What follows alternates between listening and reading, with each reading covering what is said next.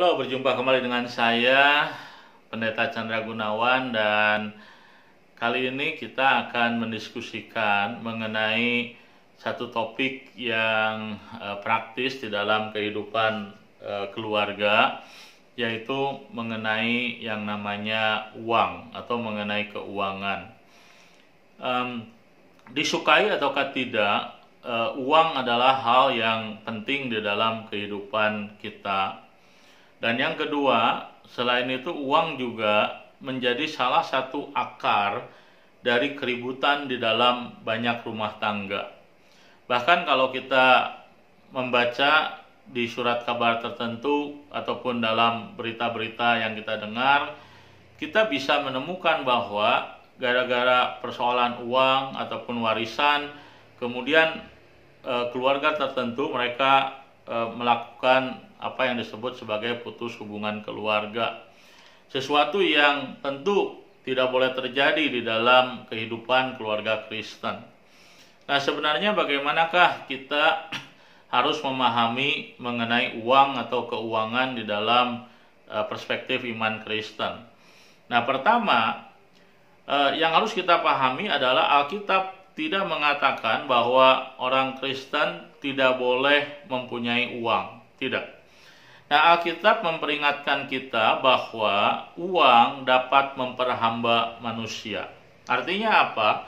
Artinya uang itu dapat membuat manusia menjadi hambanya, manusia menjadi buta, manusia menjadi dikendalikan oleh uang.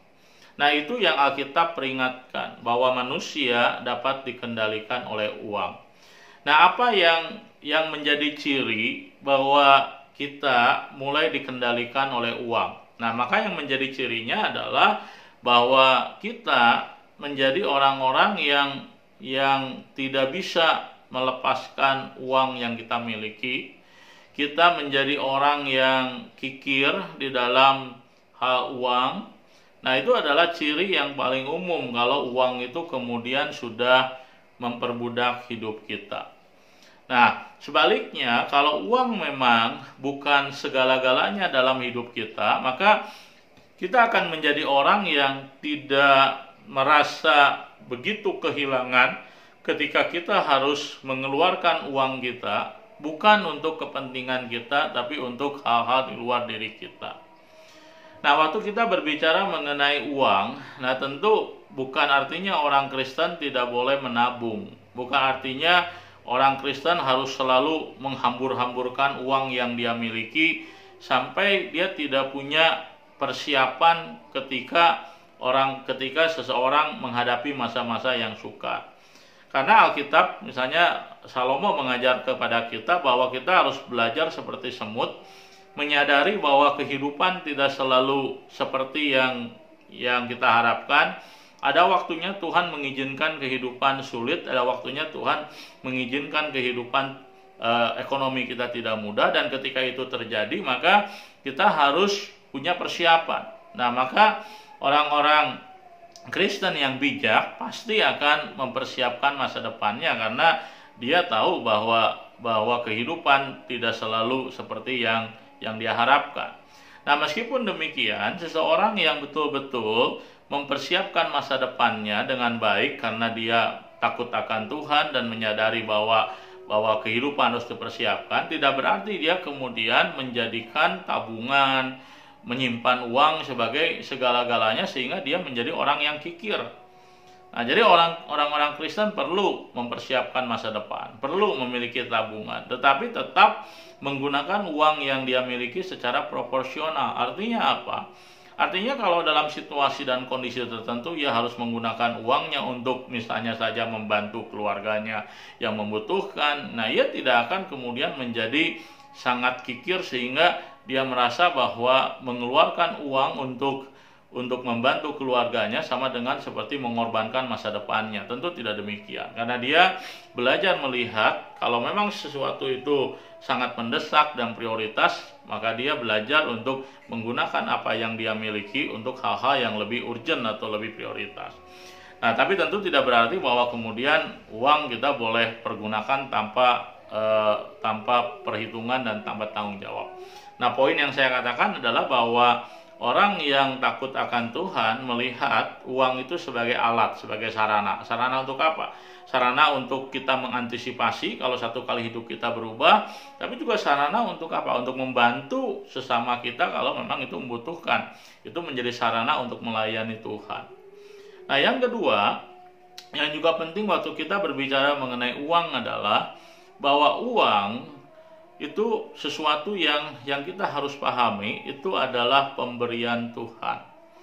Nah, jadi waktu kita mengerti bahwa uang adalah pemberian Tuhan, uang adalah anugerah Tuhan, semua yang kita miliki adalah titipan dari Tuhan, maka kita akan belajar untuk apa? Menggunakan uang kita dengan bijaksana, dengan bertanggung jawab, tetapi juga tidak semata-mata menggunakan uang kita untuk diri kita sendiri.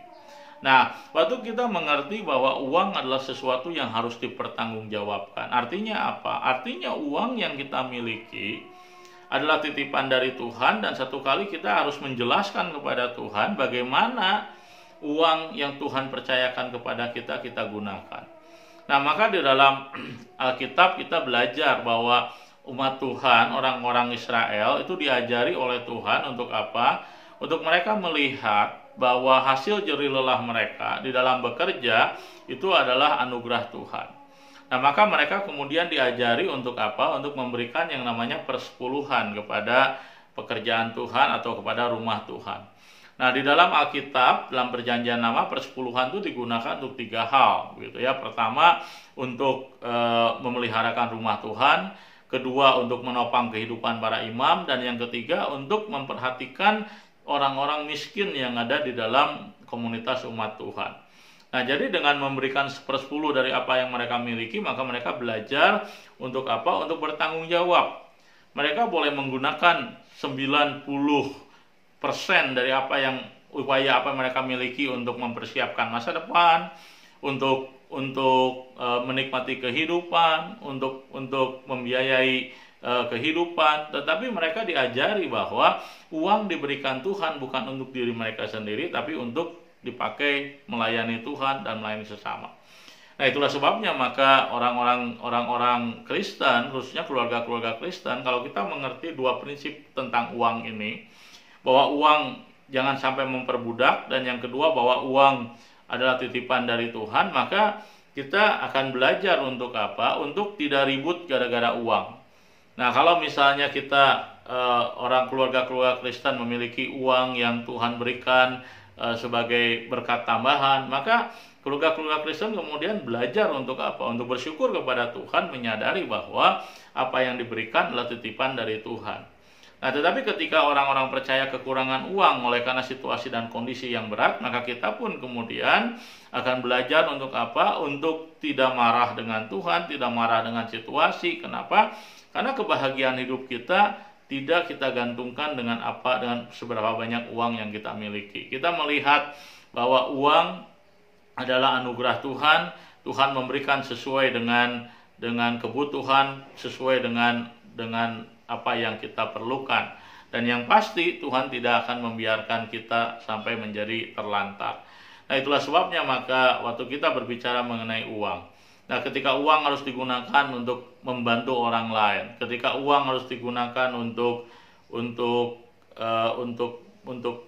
kebutuhan sehari-hari, ketika uang harus digunakan untuk mempersiapkan masa depan. Nah, maka dalam keluarga Kristen kita harus menyadari bahwa uang adalah alat. Dia akan menjadi berkat ketika kita menggunakannya dengan baik. Tapi uang akan menjadi petaka dalam kehidupan kita ketika kita mulai diperbudaknya. Maka keributan-keributan rumah tangga yang disebabkan karena uang pada dasarnya berakar pada sebuah realita bahwa uang mulai memperhamba kehidupan kita atau kehidupan orang-orang yang ada dalam keluarga tersebut. Itulah sebabnya belajarlah untuk melihat uang dengan perspektif yang benar, sehingga kita tidak diperhamba dengan uang, tapi kita menggunakan uang dengan tepat, dengan bijak, dengan sesuai kehendak Tuhan. Tuhan memberkati ibu bapak dan saudara-saudari sekalian.